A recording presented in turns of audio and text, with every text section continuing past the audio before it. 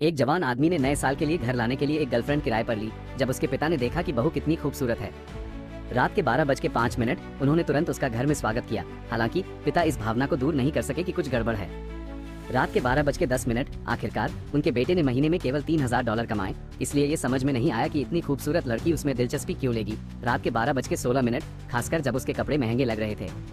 रात के 12:18 उसकी प्रामाणिकता का परीक्षण करने के लिए पिता ने जानबूझकर बचे हुए बन और कचरे से उठाए गए भोजन के टुकड़े परोसे, उनके आश्चर्य के लिए।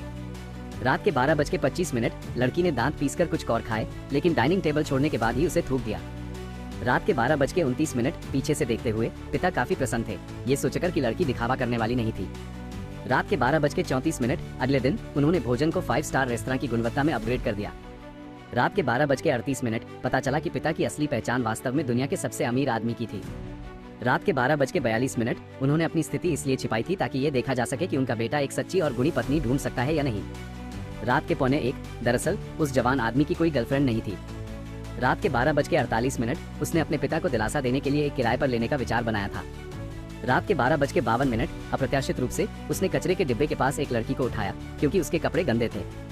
रात के 12:56 उसने उसके साथ $200 प्रतिदिन का सौदा किया। हालांकि लड़की ने मॉल में कई लग्जरी ब्रांड की चीजें चुनी। 1:02 जिससे युवक को अनिच्छा से अपने बैंक कार्ड से भुगतान करना पड़ा।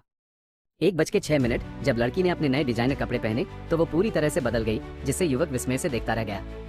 1:11 जब उसने उससे पूछा कि उसका घर कहाँ है तो वो घबरा गई। 1:14 पता चला कि वह एक तयशुदा शादी से बचने के लिए घर से भाग गई थी। 1:17 उसके माता पिता उसे एक अमीर युवा मालिक से शादी करने के लिए मजबूर कर रहे थे जिसे वो पसंद नहीं करती थी। 1:20 इस बीच अमीर युवा मालिक ने लड़की का ठिकाना ढूंढ लिया था। 1:23 और पता चला कि वो नए साल के लिए एक डिलीवरी बॉय के साथ घर गई थी, गुस्से में। 1:27 उसने इस बदतमीज डिलीवरी बॉय को सबक सिखाने का